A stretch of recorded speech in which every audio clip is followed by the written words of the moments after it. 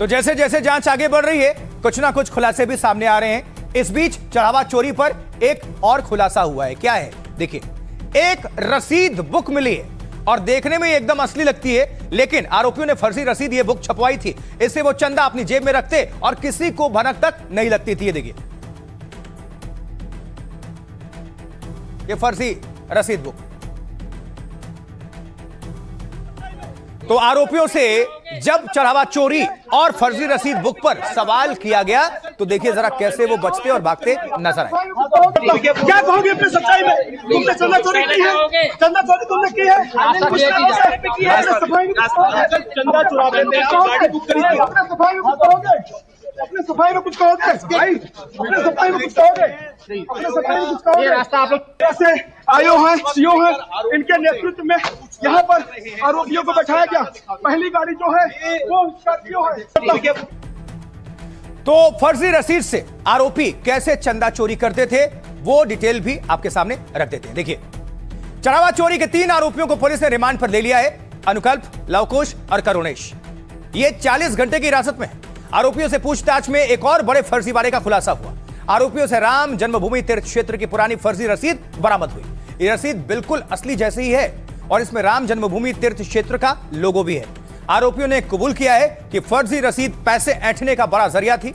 ये सूत्र बता रहे हैं, शुरुआत में जब कोई राम मंदिर में दान या चढ़ावे की इच्छा जाहिर करता तो टिन्नू यादव, लवकुश, अनुकल्प और बाकी आरोपी इन्हें झांसे में ले लेते और उनसे पैसे ले लेते और उन्हें रसीद के तौर पर यह फर्जी रसीद पकड़ा देते ताकि दान या चढ़ावा देने वाले किसी भी भक्त को उन पर शक ना हो। इस तरह फर्जी रसीद से जमा पैसे आरोपी आपस में बांट लेते थे, बांटने लगे थे और इन पैसों से उन्होंने काफी जमीन जायदाद बना ली। नई व्यवस्था के तहत जब दान की रसीद ऑनलाइन मिलने लगी तो आरोपियों ने इन फर्जी रसीदों का इस्तेमाल बंद कर दिया था। ये सब कुछ सूत्र बता रहे हैं। पुलिस और एसआईटी अब आरोपियों की संपत्तियों की जांच में लगी हुई है और यह भी पता किया जा रहा है कि आरोपियों ने जो प्रॉपर्टी या सामान खरीदा था उसका भुगतान उन्होंने ऑनलाइन किया था या फिर कैश। पुलिस ने अनुकल्प मिश्रा के चाचा के घर भी छापेमारी की और रिमांड में लिए आरोपियों से बाकी सबूतों की भी तलाश में पुलिस लगी हुई है। तो एक तरफ चोरी के नोटों पर बड़े खुलासे हो रहे हैं, इस पर कैसे सियासी विस्फोट मचा है और कैसे योगी आस्था का अपमान करने वालों को बड़ी चोट देने की बात कर रहे हैं। सुनिए जरा सबको। लगभग 150 लोग अयोध्या में जो मंदिर में चढ़ावा आता है उसकी काउंटिंग में है। 50 दल जांच किया और जो प्रमाण मिले केवल 6 लोग इसमें चोरी करते हुए पाए गए। 2 लोग उसमें साजिश का पार्ट थे, यानी कुल 8 लोग। ट्रस्ट ने उसके अनुसार एफआईआर दर्ज करवाई, कार्रवाई हो गई। कांग्रेस और समाजवादी पार्टी अचानक सक्रिय हो गई। जो जन्मजात अयोध्या को कोसने वाले लोग थे, खानदानी अयोध्या को कोसने वाली पार्टियां थी, उनको एक मुद्दा मिल गया। कांग्रेस शर्म भी नहीं आई इनको भगवान राम और भगवान कृष्ण के बारे में इनको काल्पनिक कहने में, तनिक भी लज्जा नहीं आई। हमारे प्रभु को काल्पनिक बोलने वाले लोग किस मुंह से आज अयोध्या में आस्था की बात कर रहे हैं। चोर की दाढ़ी में तिनका, इतना बड़ा धोखा हुआ देश की जनता की आस्था के साथ। भगवान राम लोग कहते हैं कि अयोध्या से वापस चले गए और जो है इधर से उधर बात करे मुख्यमंत्री, बजाय इसके सही जांच करके दोषियों को दंडित करे और घुमा फिरा के दूसरों की बात करे तो इससे ज्यादा कोई दुर्भाग्य की और शर्म की बात हो ही नहीं। लेकिन एक सवाल खड़ा होता है कि जहाँ कोई भी घटना हो रही है तो उसमें अखिलेश जी का भी इरादा जरूर आ जा रहे हैं, पता नहीं कहीं। देखिए, एसआईटी प्रथम दृष्टया 8 लोगों के एफआईआर किया, जेल गए, फिर वो जांच कर रही है। जैसे जांच आगे बढ़ेगी, जो लोग इसमें होंगे किसी को बख्शा नहीं जाएगा। जो अफवाह चल रही है, एक ही घटना हुई है चोरी का दान पात्र में। दान पात्र के चोरी को छोड़ करके बाकी सभी गलत है।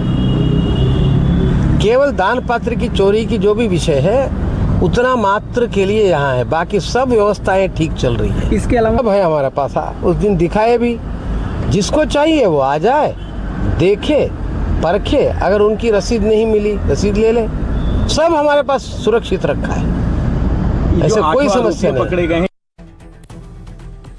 एसआईटी की टीम लगातार चढ़ावा चोरी और काउंटिंग में हुई गड़बड़ी की जांच कर रही है। एसआईटी अब मंदिर में खर्च के पुराने सारे रिकॉर्ड्स खंगालने में जुटी हुई है।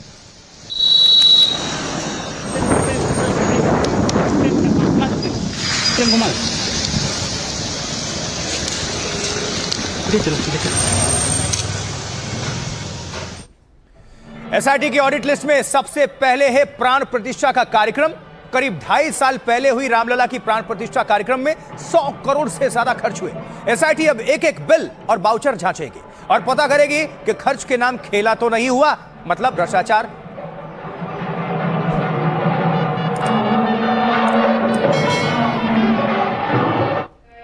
एसआईटी के रडार पर राम मंदिर का ध्वजारोहण कार्यक्रम भी है और इस कार्यक्रम में करोड़ों रुपए खर्च हुए, हजारों मेहमान आए। लेकिन क्या जो प्लान था वो पूरी तरह पारदर्शी था? क्या हिसाब किताब एकदम पक्का था या चढ़ावा की तरह यहां भी खेला हो गया? एसआईटी इसकी भी तफ्तीश करने में लगी हुई है।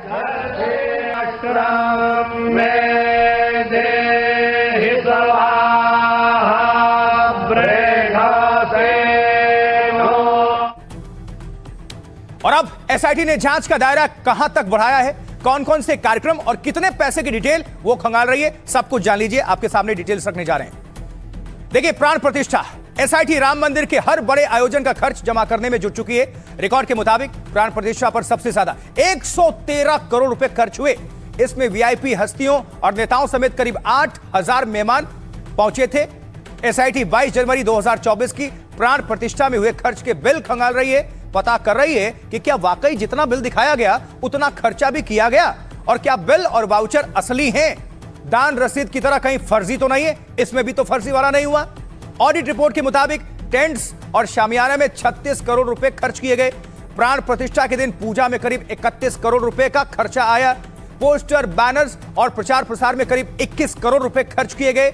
इसी तरह साज सज्जा में करीब 15 करोड़ रुपए लगाए गए। प्राण प्रतिष्ठा के दिन खाने पीने के इंतजाम में 5 करोड़ रुपए खर्च हुए।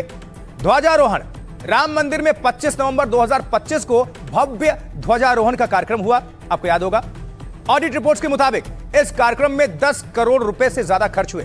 प्रधानमंत्री नरेंद्र मोदी और मुख्यमंत्री उत्तर प्रदेश योगी आदित्यनाथ समेत 6,000 खास मेहमान शामिल हुए थे। रिपोर्ट्स के मुताबिक प्रति व्यक्ति करीब 16,000 का खर्च आया था। एसआईटी जांच कर रही है कि ध्वजारोहण में कहां कितने पैसे खर्च हुए। कमेटी तब के सारे बिल्स, बाउचर्स और टेंडर्स सबकी पड़ताल में जुटी हुई है। और महाकुंभ रिपोर्ट्स के मुताबिक महाकुंभ में 1 करोड़ से ज्यादा भक्त राम मंदिर पहुंचे। महाकुंभ में भीड़ की वजह से अतिरिक्त 43 लाख रुपए खर्च किए गए। एसआईटी जांच में जुटी है कि मंदिर में क्या वाकई खास इंतजाम थे, ये सूत्र सब बता रहे हैं। महाकुंभ में 45 दिनों में 30 करोड़ रुपए से ज्यादा चढ़ावा मिला था, ये भी सूत्र बता रहे हैं। महाकुंभ में 1.5 किलो सोना और 28 किलो चांदी चढ़ावे के रूप में मिली। एसआईटी इन चढ़ावे और उसके भंडारण की भी जांच कर रही है। और अब एसआईटी की जांच पर सियासतदान क्या कुछ कह रहे हैं, आइए सुनते हैं माननीयों को उन्हीं की जुबानी। जो काम तुमने मुसलमानों के साथ किया है वही काम तुम हिंदुओं के साथ कर रहे हो, वही काम हिंदुओं के साथ कर रहे हो। नजर तुम्हारी उन सारे मंदिरों के पैसों पर है। और ये सब जो साउथ के मंदिर है ना, जिनके पास अकूत संपत्ति है, ये सब नजर वहां है। ये पूजा का पूरा खेल घूम करके वहां जाना है। अब लोगों की आज समझ में आए, कल समझ में आए, हमें अभी समझ में आ रहा, लोगों की बाद में समझ में आएगा तो। चोर तो हर जगह होते हैं, उससे मान प्रतिष्ठा मंदिर की कम नहीं होती है। जिस मंदिर की स्थापना करने में 500 साल लग गए, उसमें अगर कुछ चंद लोग इस तरह की चीज़ें करते हैं तो उससे मंदिर की मर्यादा पर कोई अंकुश ना लगना चाहिए, ना लोगों को इस बारे में आना चाहिए। जब सब खुलासा हो गया, अब खुलासा में सब अपने आप निकल बाहर आ गया है, तो एक ही रास्ता है। वो रास्ता है माननीय उच्चतम न्यायालय द्वारा संज्ञान लिया जाए, विनम्रता पूर्वक निवेदन है। देखो ये ट्रस्ट में सभी चंपत रहा है। ये जो राम मंदिर ट्रस्ट है ना, उसमें हर व्यक्ति चंपत रहा है, कोषाध्यक्ष से लेकर ट्रस्ट के अध्यक्ष तक एक ही विचारधारा के लोग हैं। क्या राम उनकी जागीर है क्या? ये राम के मालिक बन गए, दूसरे कोई राम भक्त नहीं है इस देश में, आप ही है। वीएसपी और संघ वाले और बीजेपी वाले, क्या हम लोग राम भक्त नहीं है? अखिलेश यादव राम भक्त नहीं है, मायावती राम भक्त नहीं है, ममता बनर्जी राम भक्त नहीं है, आप ही है क्या? अयोध्या पर, बद्रीनाथ, केदारनाथ जी पर और तमाम ऐसे महत्वपूर्ण केंद्रों पर ये ऐसा विवाद या घटनाएं सामने लाने की कोशिशें होती हैं बदनाम करने की।